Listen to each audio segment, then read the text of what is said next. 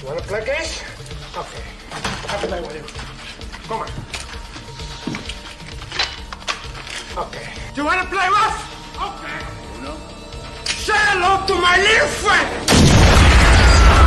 Hello and welcome back to the show. And if you've listened previously, you know last week we talked about Pacino and we covered a scene from Scarface and Carlito's Way.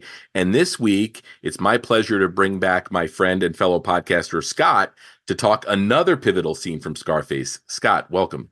Thank you. Thank you for having me back. A twofer, my second time. Yeah, you were my first guest on the show. And I love podcasting with you so much. When we had the opportunity to talk Scarface, I said, this is perfect. We can dovetail last week's discussion right into more Pacino, get a lot of the Pacino content out of the way, and people that are Pacino fans will get their Pacino fix, and then we'll move on. So, Scarface, 1983, De Palma's 14th film. It came out in between. He had previously done Blowout, so he was coming off of a critically acclaimed movie. And then after this, he made Body Double. So you've got a really good 3-film run. Yeah. I'm not sure what else or how to start with Scarface. I think that there's probably a handful of films that you can mention that people would know Brian De Palma from. Yes. And Scarface is definitely one of those. Mm-hmm. What does Scarface sort of mean to you in terms of the overall film landscape? So I'm going to say something that may or may not be politically correct for De Palma fans. I believe this is his magnum opus. Now, I will caveat that by saying, as a Tarantino fan, I think Pulp Fiction's his best film. Is it everyone's favorite film? Is it his best directed film?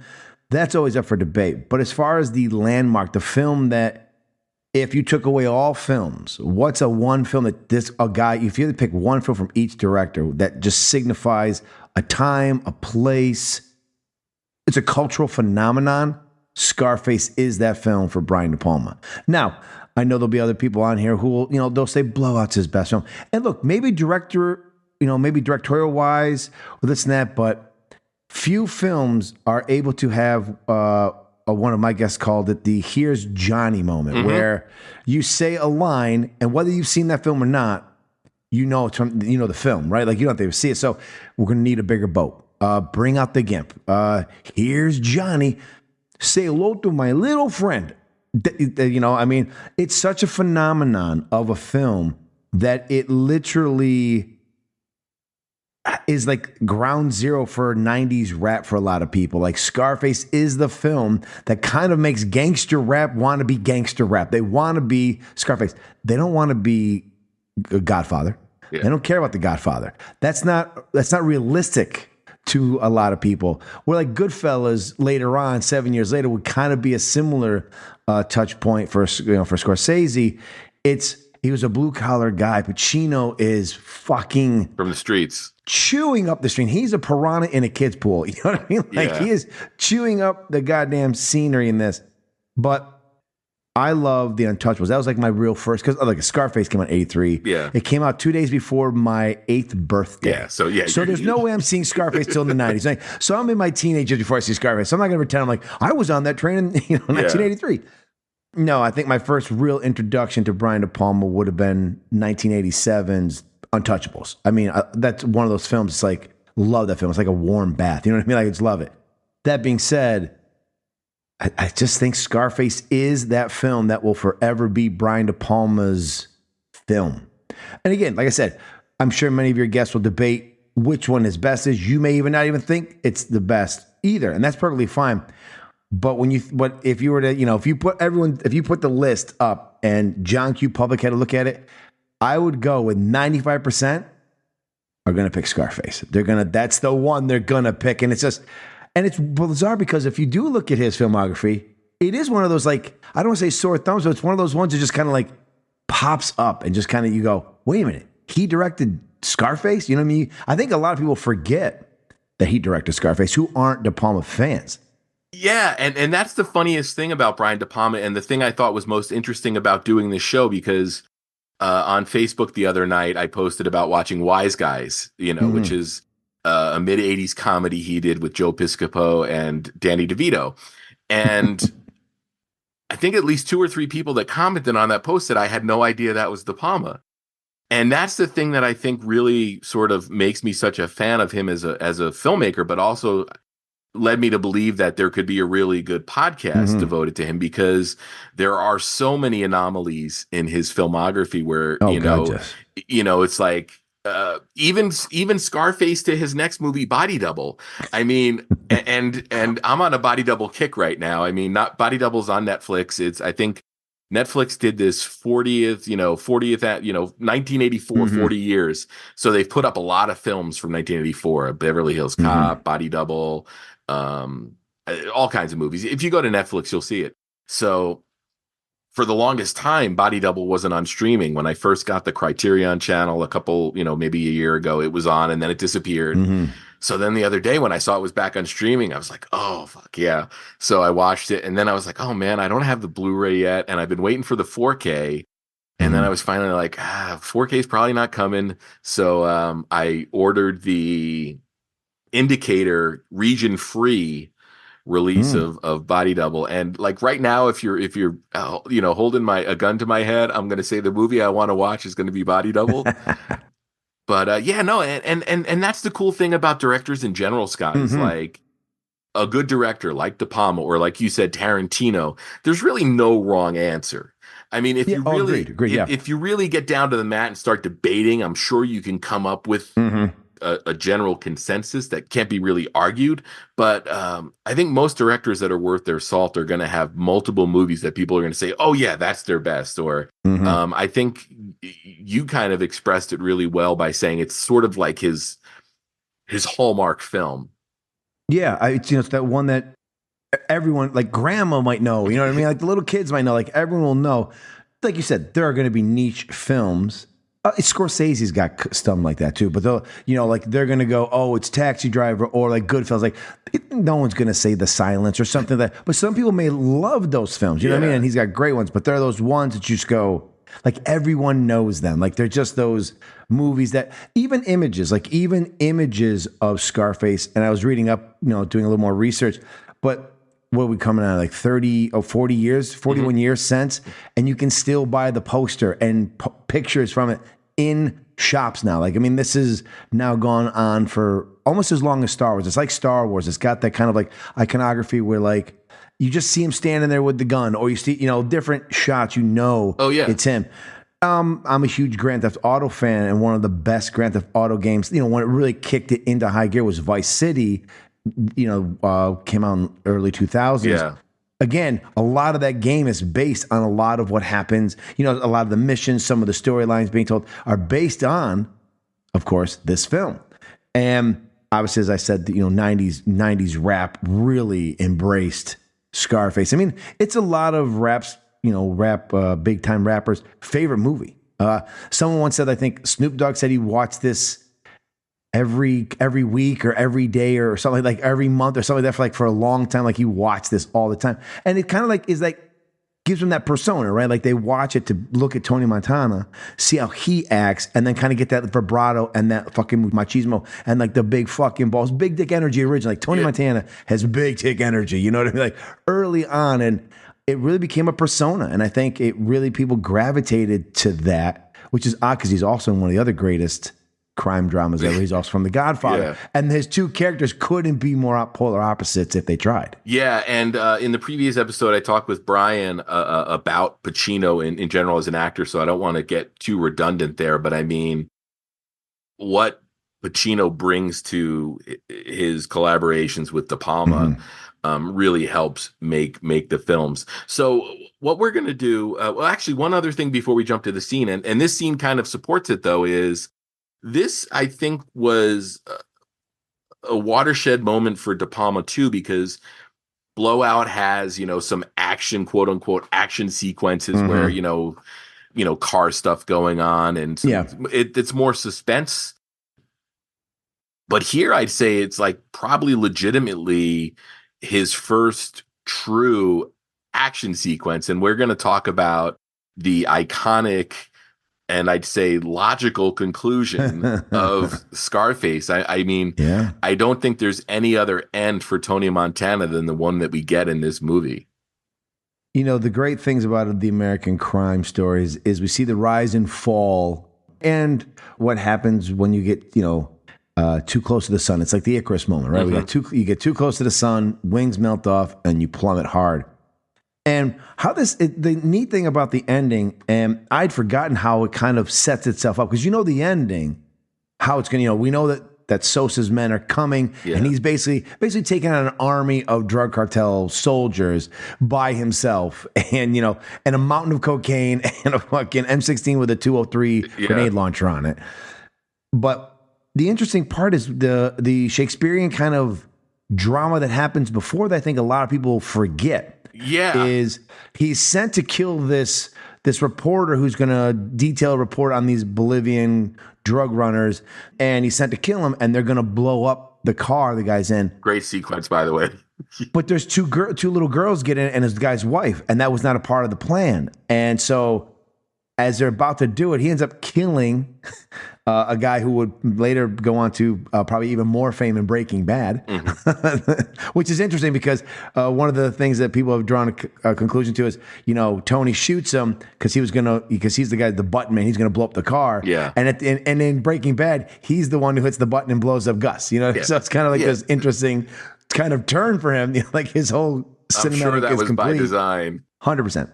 So Tony does like a very human thing. He's like, I'm a piece of shit, but I'm not that kind of piece of shit. Yeah, I wasn't hired to kill He's kids. like a code. Yeah, he's like a code. Like, I'll kill people who are in the game. Like, it's like, and again, this is not like a shot at any police or anything, but like when you're in law enforcement and you're the criminals, you carry weapons for a reason. Like, that there's a good chance that life one day could end due to your line of work. And a lot of times they try to keep those people in both worlds, try not to have any collateral damage, unlike war, where they just, people just, it's part of the game.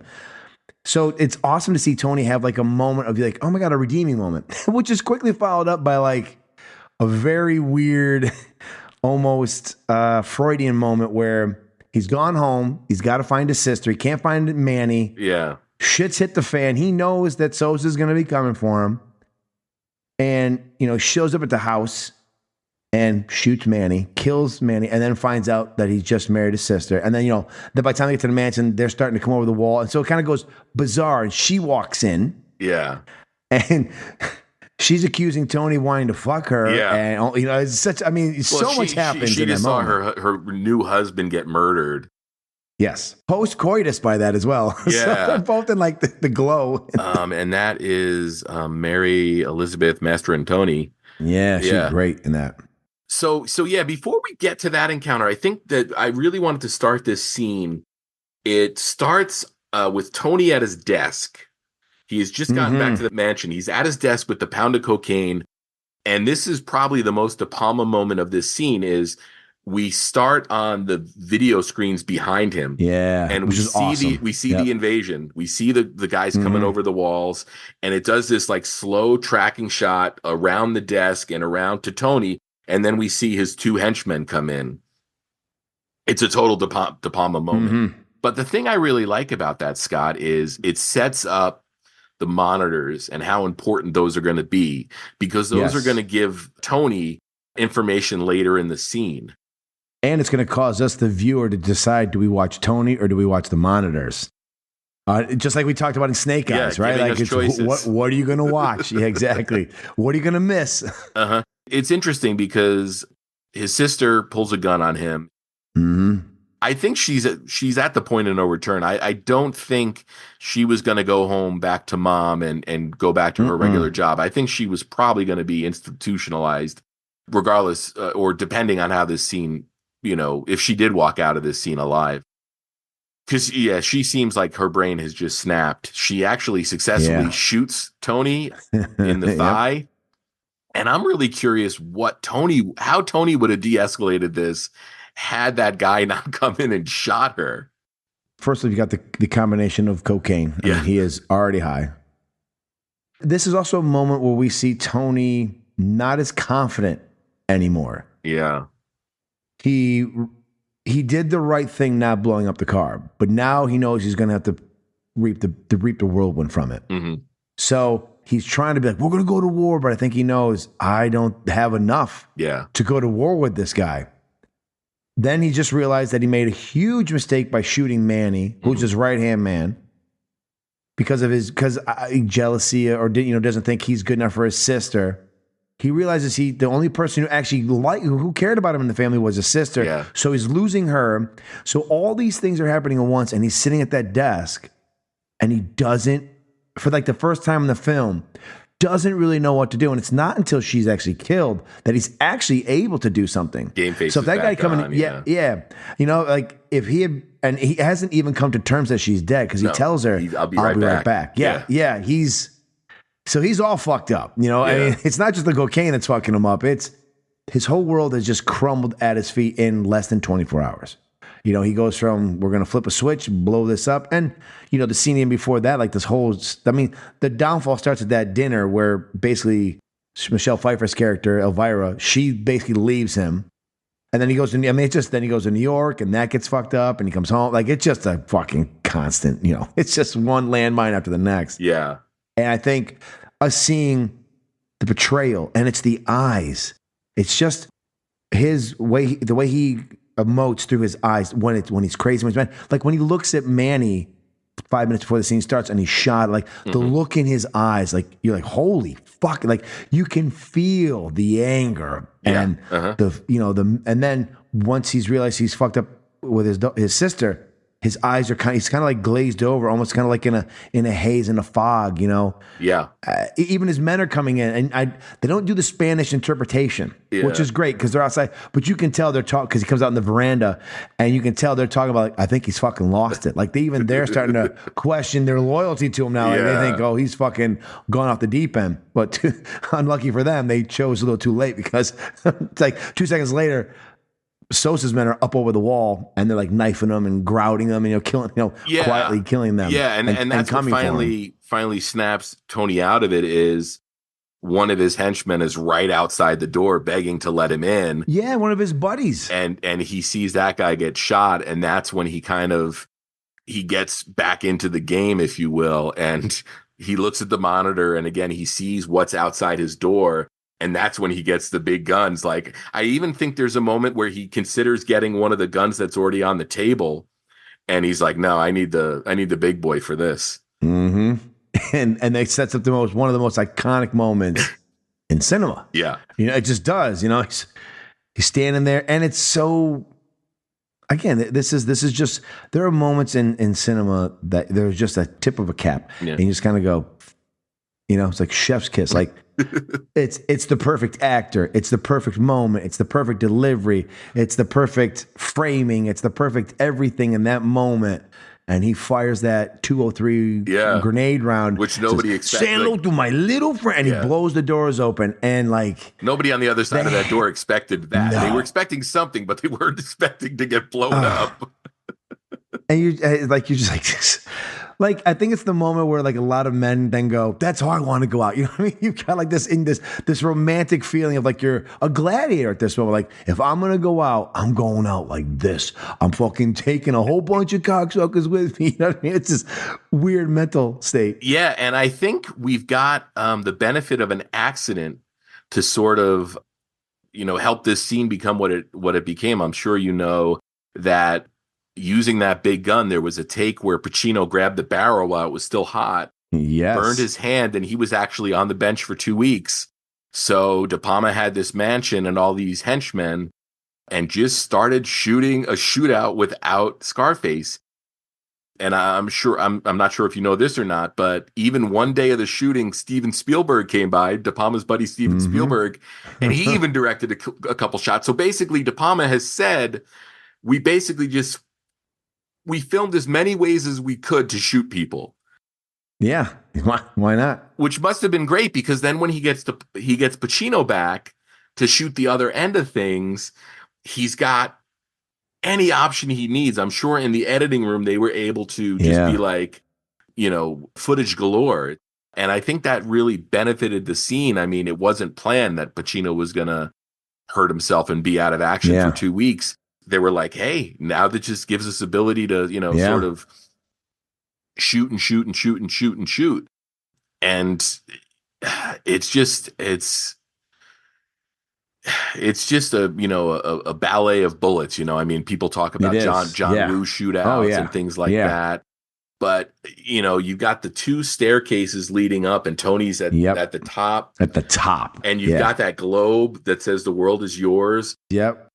Which is paying homage to the original 1930s Scarface, which is about Al Capone. Yeah. Yeah, it's brilliant. Yeah, there's a lot of visual stuff going on, going there. And the other thing I really like about the sequence is we've got the guy that's kind of come in through the window. Yeah, the skull, I think his nickname is. Yeah. And there's a shot that just frames Montana from behind in a doorway. It's just such a perfectly framed shot. And then we'll cut to the reverse and we'll see past Tony and see his Grim Reaper coming up. Yeah. But the thing I love about it, Scott, is at this point, Tony has taken half a dozen shots. I think the total number, to include his sister, is he shot 10 times on screen. So 9 from them and 1 from her. Yeah. Before the final, shoots. I mean, this is where it gets into big cinema mode, because he's responding like he's indestructible, and how those bullets, I mean, in the real world, he would have gotten shot 9 times and he would have hit the ground. But no. Probably. Or maybe Rick James is right. Cocaine's a hell of a drug. But either way, I just love that superhero moment that Tony has. Yeah. Mm-hmm. Where he really seems indestructible until he gets shot close range by a shotgun right in the back. And we get that great reaction from Tony, and then the slow motion fall into the water. And then the dude walks down the stairs. And we get such a great craning shot. It's like all this chaos and all of this like bravado is silenced. And you realize that sometimes you aren't as big as you think you are. And that's kind of like this really, it's always that like, people always say, just because you think you're the greatest, there's always somebody coming up who's bigger and better than you kind of thing. It's that kind of like you're king of the mountain for so long, and then all of a sudden your day's over and you don't realize it, and then someone removes you out of the equation. And with all this explosion, this gunshot, and Pacino is just the perfect guy in this moment to be playing Tony. And he goes over, and as he goes into the water and we crane down, and even the music starts to get subdued, the men are almost like, all right, we're done next. Like, all right, there's another ant that we have crushed who thought they were going to rise up, and now we're going to go back to Sousa. And it's kind of like, even the skull was kind of like, this is how it was always going to end. And it's funny because Frank does warn him early in the movie. Yeah. If you mess, like early, he says, if you fuck up with Sousa, he's going to send an army after you. Yeah. And he wasn't fucking lying. You know what I mean? Like, it really happened. And it was a really, really poetic ending that you kill off this beloved character that we've grown to fall in love with, even though he's a terrible person. But we kind of see ourselves in him because it's a person who pulled themselves up from nothing and became something because they believed in themselves. Probably not the story you tell your children at night, like, you want to be like Scarface, right? You want to be Tony Montana. But the way De Palma is able to close that film out, and again, probably a lot of people don't analyze like we do, like they probably have a life. They're like, hey, it was a great movie. And they go off, they do something else. Where we sit there and take notes, like, wait a minute, here's what he's trying to say. But when you kind of watch that craning shot down, they go up and it's up above and you can see it. And even the guy who just killed him, it's like just another day at the office for him too. He's, in some movies, it's a celebration. They're talking shit. He just shoots them, doesn't say a word. That's his job. And they go about, and then they're just kind of like, the house is on fire and things. And they're like, all right, time to go. It's, it's really almost like a workman's mentality. Like, all right, we did our job and now we're out. And all of this fuss for one guy who was easily dispatched. It was a great power move, because when you watch The Godfather and stuff like that doesn't happen because they are the ultimate, right? Like, even no matter what happens, they always find a way to kind of get their revenge. There's always that great moment where we get Coppola showing us like 3 to 4 different things going on at one time. And like, we keep cutting between them. And, while, Michael's off at some event, other people are out killing the people who are his enemies, who have pissed him off throughout the entire movie. But in this one, it was kind of like almost this very more realistic feel of like, when you're not at that level, when you're not the Corleones, the Sozas, this is what happens to you when you try to get bigger than your station. And I mean, hey, don't get me wrong though.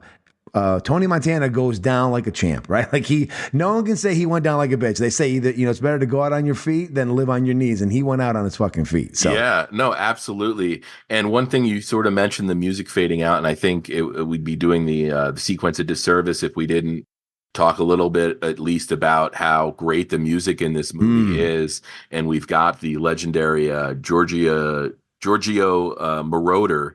Hopefully I said his name correctly. Who's just got this really just inspired score. Perfect score for the film, perfect score for the end of the movie. Yep. But again, to get to that end shot, I love the way De Palma ends his movies. Because a lot of times, this movie, we get that beautiful crane shot, and then it fades out. And then we'll get other times, like the end of Snake Eyes, where we just see the construction of the new convention hall going on. Yep. And also the end of Body Double. The whole credits are them shooting a scene with a body double. Well, Untouchables does the same thing as this does. Yeah. We crane up as Elliot Ness walks away. Yeah. We crane up into Chicago. And so it's just kind of like this overview. Yeah. In terms of De Palma sort of end shots, this is definitely one of my favorites. I almost would have really liked if they didn't fade to black as soon and we just saw the aftermath, all the bodies, the water getting redder and redder from all the blood and stuff. But a remarkable sequence. I think it like you said, it brought De Palma to a different level. It wasn't a critical or commercial success at the time, but I still think it impacted his career in a positive way. Well, it's a lot like, if we think about the early 80s, you've got The Thing, you've got Blade Runner, you've got Scarface. They were not big hits, but yet they're three of the greatest movies to ever come out, and they all came out around the same time. Yeah.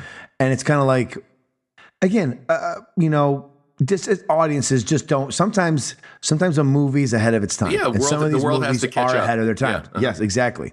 Yeah, and then they become these cinematic darlings years down the road.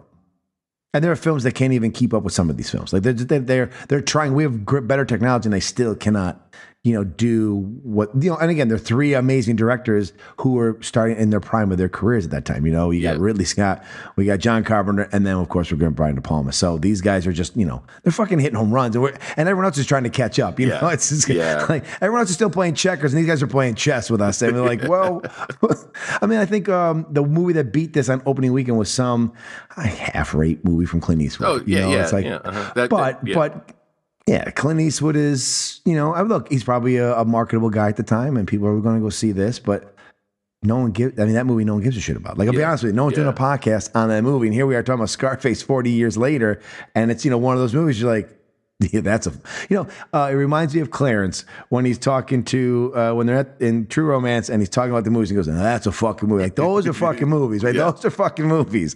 Not, whatever it was. I forget what Clint Eastwood put out. Yeah. But, yeah. Well, it's funny too, and I know we're running out of time here, but it's funny. This was produced by Martin Bregman, and you wonder, like, at what point Martin Bregman thought this was going to be a huge hit, because it's an R-rated movie. It's over 2.5 hours long. Yep. It got 2 X ratings the first 2 times it went to the MPAA. Sometimes you're like, thank God somebody thought enough to finance this film, because like The Thing as well, it's this dark sci-fi movie, coming out the same summer as E.T. It's wild.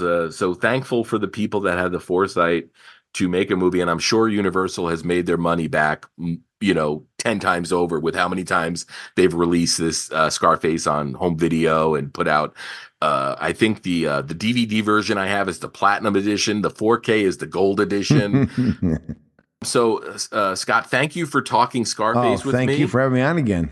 I'm sure we'll talk again, another one of De Palma's films. And for those that don't remember from the first episode, just give people a quick rundown of what they can expect if they listen to one of your podcasts.